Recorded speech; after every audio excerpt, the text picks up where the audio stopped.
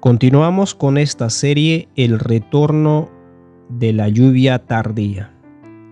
Estamos viendo sección 2, el impacto basado en el rendimiento en la Biblia. Y hoy veremos el capítulo 5, que lleva bajo el título Mismos dioses, diferentes nombres. La habitación hervía de actividades, risa, música y excitación de juventud. Hacia el frente de la habitación había dos grandes altavoces que retumbaban con los ritmos dominantes de una embriagadora guitarra. Yo había organizado una fiesta para celebrar con un grupo de mis amigos. Bueno, por lo menos trataba de hacerlo. Fui a sentarme en un rincón de la habitación donde un entusiasmo adolescente describía una escena de una de las últimas películas. Me acomodé y traté de empaparme de la atmósfera, pero luego no estaba bien. Me puse de pie, salí al patio trasero y me junté con algunos galanes que comentaban sus más recientes hazañas en la captura de las mujeres de sus sueños. No podría entrar en ese grupo tampoco. ¿Qué estaba pasando conmigo? La música comenzaba a alterarme los nervios. Dirigí la mirada hacia el otro lado de la habitación y vi una escena en el video que estaban pasando que me pareció muy ofensiva. Una idea me golpeó como un tren de carga. Odio esto. Mi mente se aceleró con posibles escenarios. Hasta ahora, esta había sido mi definición de diversión y ahora no podía soportarlo más. Algo se había apoderado de mi corazón y me había hecho imposible mantener el status quo. De alguna parte del abismo salió la idea monstruosa de que mi vida de diversión había terminado y nunca más podría volver a divertirme. El temor era tan grande que experimenté una fuerte tentación de dejar de someterme a mi Salvador y regresar a mi vida antigua. Gracias a Dios, Jesús pacientemente me guió a través de esto y continuamos caminando juntos amorosamente. Pasaron algunas semanas después de mi experiencia del camino a Damasco con Jesús. Mi vida quedó de cabeza. Nunca había sentido tanta paz en mi vida y la Biblia comenzaba a cobrar vida. Bebía todo aquello y experimentaba una libertad que nunca antes había conocido. Cuando Jesús llegó a mi vida, fue como un estruendo. De repente caí en una cuenta de que mi lenguaje era inapropiado. De algunos de mis chistes eran vulgares y que ciertos aspectos de mi estilo de vida eran incompatibles con la nueva dirección en que ahora me dirigía. Estaba en un viaje hacia el nuevo reino. Era como ir a un país completamente desconocido y aprender el lenguaje y las costumbres desde el principio. Quería aprender por qué amaba al Señor de ese reino. Pero había sido enseñado en un reino diferente e iba a necesitar algún tiempo para adaptarme. Cuando acepté a Jesús como mi Salvador, por semanas sentí que flotaba. Sentía una cercanía especial con Él que ha permanecido conmigo hasta el día de hoy. Jesús había abierto para mí las puertas del cielo, pero ahora debía de ayudarme a quitar las semillas del pensamiento basado en el rendimiento. Debía de ayudarme a arrancar la filosofía de la vida que convertía mi desempeño y mis logros. Lo que yo hacía y lo que bien que lo hacía. El centro de mi sistema de valores. ¿Quién era yo y cuál era mi valor? Es un viaje que todo hijo de Adán debería hacer. La única manera en que podemos hacerlo es mantener los ojos fijos en la luz de la cruz y valientemente entrar en los principios del nuevo reino. Comencé a asistir a una reunión de oración junto con mis amigos. La primera noche, cuando nos arrodillamos, Sentí alrededor de nosotros el dulce espíritu de Dios, pero había otro espíritu de mi antigua vida que me estaba molestando. A medida que orábamos por turnos alrededor del círculo, me asaltó un pensamiento. Yo no puedo orar como estas personas. Ellas son muy elocuentes. Mi mente parecía fijada en esta idea, y a medida que el círculo se movía más cerca de mí, el corazón me comenzó a latir más rápido. Pronto estaría bajo el reflector y todos estarían escuchándome. Pero espere un momento. Esta era una reunión de oración acerca de Jesús, no era acerca de mí. He aquí la maldición del pensamiento basado en el rendimiento. Aunque yo le había entregado mi corazón a Jesús y estaba tratando de seguirle los principios de mi antigua vida, todavía estaban allí dispuestos a arrastrarme de vuelta, a hacerme el centro de todo, a hacer de mi desempeño en la oración el asunto, en oposición a mi relación con Dios en oración. Al continuar en mi viaje, desarrollé un profundo amor por la Biblia. Era una de las mejores maneras de aprender acerca del héroe que dio su vida por mí.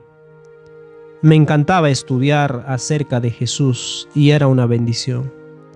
Pero mi vida antigua estaba lista para hacerme caer en una trampa. Comencé a notar que la gente a mi alrededor tenía mucho menos conocimientos que yo de las cosas bíblicas. Mis crecientes conocimientos bíblicos me daban más confianza para hablar. Pronto estaba dirigiendo pequeños grupos y luego grupos grandes en estudios bíblicos. Nuevamente, esto era gran bendición para mí y los que estaban a mi alrededor, pero lenta y firmemente yo estaba regresando a una plataforma de valores por desempeño en vez de valores por relación. Sucede lenta y imperceptiblemente, pero sucede.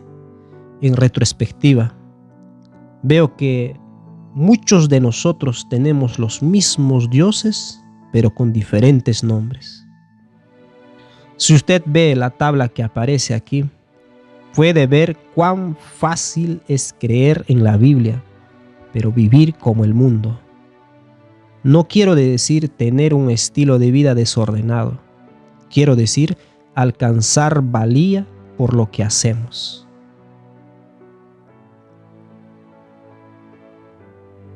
Veamos el ejemplo. En el mundo es la educación. En la iglesia, el conocimiento bíblico. En el mundo, habilidad atlética. En la iglesia, capacidad para hablar en público. En el mundo, nivel en el trabajo. En la iglesia, puestos en la iglesia. En el mundo, posesiones. En la iglesia, dones espirituales. En el mundo, apariencia física. En la iglesia, desfile de modas. En la iglesia. En el mundo, nacionalidad. Y en la iglesia, teología conservadora o liberal. Para muchos de nosotros, el andar con Jesús ha sido asaltado por el insidioso poder de la mentira de la serpiente. Cuando miro alrededor de la iglesia hoy en día, puedo ver que los dioses de los cuales tratábamos de escapar en el mundo nos han hallado en la iglesia. Se han vestido de ropas de luz y les hemos abrazado como a buenos amigos. El resultado inevitable es ira, amargura y peleas en la iglesia. Es muy fácil parecer piadoso en la iglesia, pero ¿y qué de la persona sentada al otro lado de la iglesia que no quiere hablarle porque usted dijo algo acerca de ella a sus espaldas y esta persona se enteró? ¿Y qué acerca de la policía doctrinaria que va de un lado para otro en la iglesia buscando a los que no se adhirieron a su definición de ortodoxia para que puedan ser expulsados de la iglesia? ¿Qué acerca de esos espíritus libres que tratan de tomar por asalto el comité de cultos e imponer a todo el mundo su nuevo estilo de culto, y pobre de aquellos a los que no les guste? La lista es interminable, y el gran enemigo de nuestras almas sabe que mientras pueda mantenernos danzando a este son, somos esencialmente súbditos de su reino. Podemos creer en las enseñanzas de Cristo, pero todavía vivimos como el diablo con el pensamiento basado en el rendimiento. Estamos atrapados entre los dos reinos. La evidencia más fuerte de que todavía estamos paralizados por el reino de Satanás es el alto grado de desunión y falta de amor cristiano en la iglesia. Si consideráramos nuestras relaciones como Dios considera las suyas, habría mucho más amor en la iglesia y mucha mayor preocupación sobre cómo nos tratamos los unos a los otros. Es muy interesante que esta sutil transferencia de dioses de este mundo a la iglesia, en nuestra experiencia personal, también haya ocurrido en la experiencia corporativa de la iglesia. En el siglo IV, cuando Constantino abrazó el cristianismo, hubo toda una gama de cambios que tuvieron lugar en la iglesia cristiana. Un punto que es particularmente interesante es que muchos estatutos de los dioses paganos que estaban en el panteón fueron transferidos a la iglesia cristiana y sus nombres fueron cambiados por los personajes bíblicos como Moisés, David y Pedro. Los mismos dioses con diferentes nombres. No importa cómo lo disfrazan, todavía son paganos. ¿Y qué podemos decir en la actualidad? Una cosa es atacar a la iglesia corporativa por su apostasía de la verdad apostólica. Otra es ver los mismos principios en operación en nuestras propias vidas. Asegurémonos de que sacamos la viga de nuestro propio ojo antes de sacar la paja que está en el ojo de nuestro hermano. Es interesante estudiar el viaje de los más ardientes seguidores de Cristo, sus discípulos. El problema del poder y la posición a menudo levantaba su cabeza. Observemos algunos pasajes de la Escritura. Por ejemplo, Mateo 18:1. En ese momento los discípulos se acercaron a Jesús y le preguntaron: ¿quién es el más importante en el reino de los cielos? Hay una razón y una solamente de por qué los discípulos hacían esa pregunta: interés propio. Los discípulos creían que Jesús era el Mesías, el Cristo. Estaban emocionados y apasionados acerca de su creencia en Él. Algunos hasta estaban dispuestos a morir por Él, pero del mismo modo que cuando yo me preparaba a orar, mi mente cambiaba de mi relación a mi desempeño en la oración. Los discípulos se movieron de su relación con el Mesías a su posición en su nuevo reino. Vemos en Marcos 10, 35 al 37 este interesante episodio. Entonces Jacobo y Juan, hijos de Zebedeo, se le acercaron diciendo: Maestro, querríamos que nos hagas lo que pidiéramos. Él les dijo: ¿Qué quieres que haga? Ellos le dijeron: concédenos que en tu gloria nos sentemos el uno a tu derecha y el otro a tu izquierda. El Dios de la posición y del estatus se había apoderado de tal manera de los principios del nuevo reino que Santiago y Juan estaban aprendiendo, que le pidieron a Jesús que les permitieran sentarse a su izquierda y a su derecha en su reino. Afortunadamente, Jesús nunca se cansó de que ellos fallaran en abandonar los principios del viejo reino. Él entendía que nos toma tiempo ver cuán profundamente enraizados están realmente los principios de Satanás. El problema que enfrentamos es que permitimos que los viejos principios prevalezcan. Sucede lo siguiente, tal como dice en Marcos 10:41. Cuando lo oyeron los 10, o sea, los 10 discípulos, comenzaron a enojarse contra Santiago y Juan. Cuando permitimos que nos gobiernen los principios del viejo reino, la contienda siempre es el resultado. Lo que Santiago y Juan hicieron hizo enojar a los otros discípulos. ¿Por qué? Porque ellos estaban enviando un mensaje que decía: nosotros somos mejores que ustedes. Puede que no hayan querido hacer eso, pero casi siempre ese es el resultado. Jesús aprovechó esa oportunidad para tratar de ampliar la comprensión de ellos de cómo el reino de Dios es diferente de aquel en que ellos se habían criado. Tendrían que aprender a pensar de modo diferente. Y eso es lo que encontramos en Marcos 10:42 al 45. Mas Jesús, llamándoles, les dijo: ¿sabéis que los que son tenidos por gobernantes de las naciones se enseñorean de ellas, y sus grandes ejercen sobre ellas potestad? Pero no será así entre vosotros, sino que el que quiera hacerse grande entre vosotros será vuestro servidor, y el que de vosotros quiera ser el primero será siervo de todos. Porque el Hijo del Hombre no vino para ser servido, sino para servir y para dar su vida en rescate para muchos. Que estas palabras resuenen en nuestros oídos para siempre. Si usted desea ser grande en el reino de Dios, aprenda entonces a disfrutar de servir a los demás en vez de manipularles y controlarles. Jesús nos dice que los paganos o los gentiles se enseñorean de otros y disfrutan de ejercer su autoridad y demostrar quién manda. Por extraño que parezca, este mismo espíritu a menudo gobierna la iglesia, cuando varios miembros tratan de imponer su voluntad y autoridad sobre la iglesia.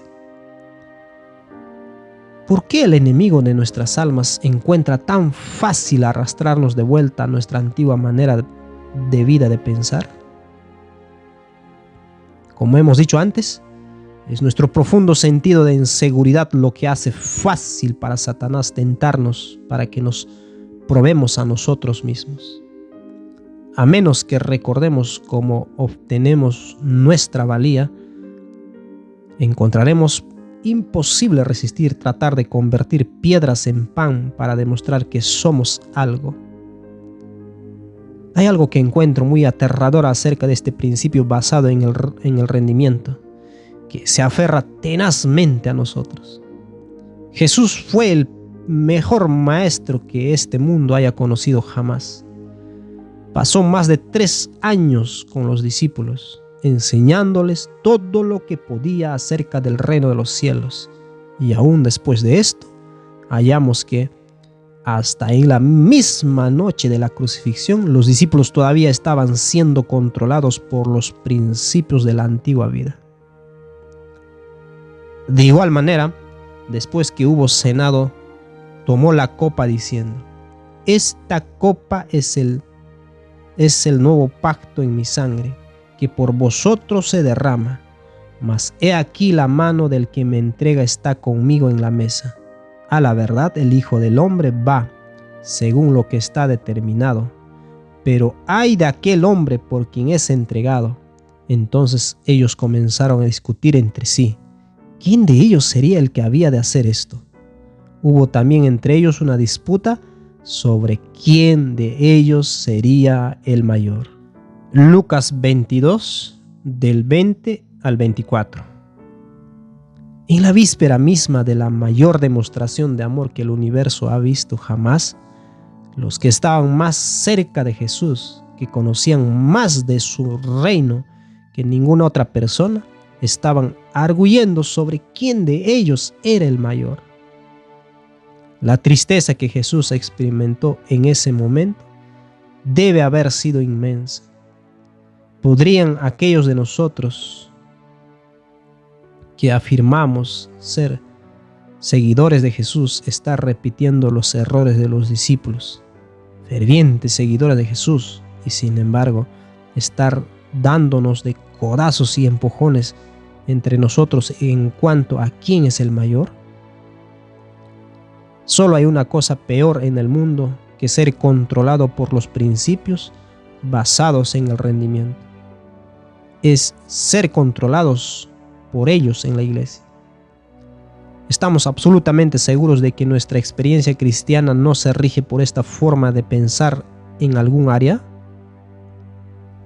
¿Estamos seguros de que ninguna de nuestras creencias han sido forjadas en el crisol del pensamiento basado en el rendimiento? ¿Estamos seguros de que ninguna de nuestras enseñanzas han sido distorsionadas por el pensamiento basado en el rendimiento? Vamos a buscar a través de la Biblia de rodillas y suplicarle a Dios para que nos enseñe la verdad, para que la semilla de Cristo no sea ahogado por la maleza o caigan en las rocas del orgullo, tomada por las aves del miedo, sino que caerá sobre la tierra buena de una relación fundada en Dios como nuestra fuente de vida y nuestro tesoro.